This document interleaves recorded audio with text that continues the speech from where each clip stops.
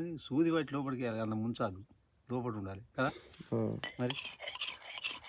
ఇంకా ముంచే వరకు ఏముంటుంది లోపల ఉంటే అది లిక్విడ్ లెక్కలు ఉంటుంది కాబట్టి ఇదంతా ఉడికిపోయి రోత రోత రాదా తినుడితోటి చిక్కుతుంది.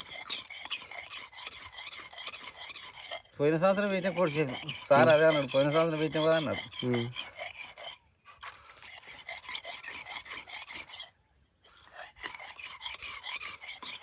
కొంత ఖరాబ్ ఖరాబీ 2 డజన్లు.